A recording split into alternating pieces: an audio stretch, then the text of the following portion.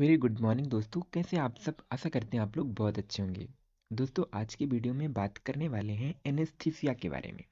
Anaesthesia क्या होता है, कितने टाइप का होता है और इसका क्या यूजेस होता है। दोस्तों, एनेस्थीसिया कहने का मीन्स कि किसी भी पेशेंट को बेहोश करना। मीन्स कि यदि हम उसके बॉडी पर कोई भी कट कर रहे हैं तो उसको महसूस ना हो।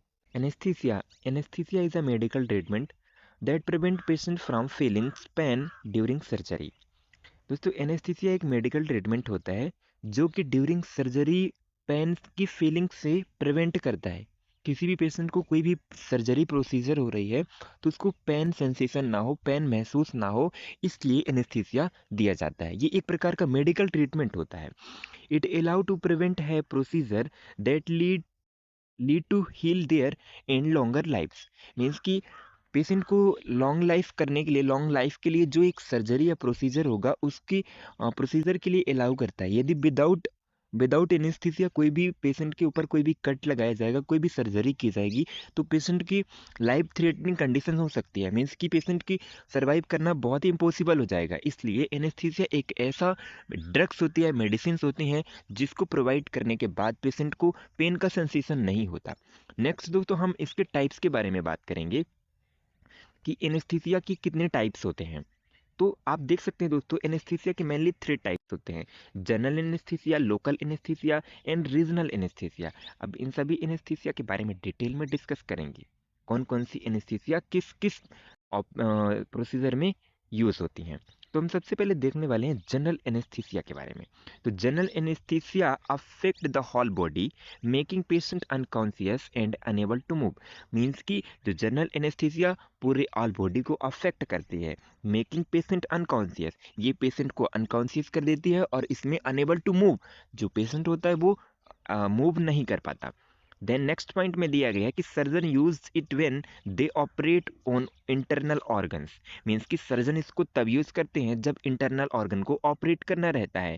एंड फॉर अदर इन्वेसिव और time consuming procedure such as a back surgery. Means कि ऐसी प्रोसीजर्स होती हैं, ऐसे ऑपरेशन जिसमें टाइम कंज्यूम होने वाला है। मीन्स कि 1 घंटे से ऊपर लगने वाला है या 2 घंटे, जित मतलब डॉक्टर के ऊपर डिपेंड करता है। तो ऐसा कोई टाइम कंज्यूमिंग हो या तो कोई लॉन्ग टाइम तक चलने वाला प्रोसीजर हो, तो उसके अकॉर्डिंग ये जनरल एनेस्थीसिया यूज किया जाता है। देन थर्ड पॉइंट में दिया गया है, without general anaesthesia many major life saving procedure would not be possible, including open heart surgery, brain surgery and organ transplantation. Means कि विदाउट एनेस्थीसिया लाइफ सेविंग मतलब उसको लाइफ थ्रेटनिंग हो सकती है। मीन्स कि कोई प्रॉब्लम्स हो सकती हैं। और ये ऐसे मेजर जो प्रोसीजर्स होते हैं ये पॉसिबल नहीं होते विदाउट जनरल एनेस्थीसिया। जैसे कि heart surgery, heart open surgery होती है, ब्रेन सर्जरी होती है, ऑर्गन ट्रांसप्लांटेशन होते हैं। ये सारे सर्जरीज में जनरल एनेस्थीसिया यूज किया जाता है। देन इसके बाद जनरल एनेस्थीसिया दोस्तों होल बॉडी को अनकॉन्शियस करने के लिए यूज किया जाता है। देन इसके बाद हम लोकल एनेस्थीसिया के बारे में बात करेंगे। Local anaesthesia affect small part of body such as a single tooth.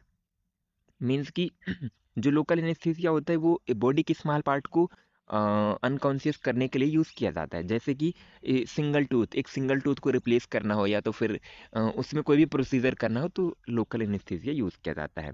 They are often used in dentistry for eye surgeries such as a contract removal and to remove small skin growth including warts and moles। Means कि any teeth procedure करने के लिए किसी भी प्रकार का, और आई surgeries में भी जनरली यूज होता है। Such as a contract removal and removal skin skin small skin growth including warts. Means कि जो मोल्स, तिल वगैरह या तो फिर ब्लैक स्पॉट्स स्किन से रिमूव करना रहता है, तो फिर ये सर्जरी मतलब ये एनेस्थीसिया यूज होती है दोस्तों। देन इसके बाद रीजनल एनेस्थीसिया। दोस्तों, रीजनल एनेस्थीसिया के बारे में बात करेंगे। Regional anaesthesia affect large area such as an arms and legs और एवरी बिलो द वेट्स।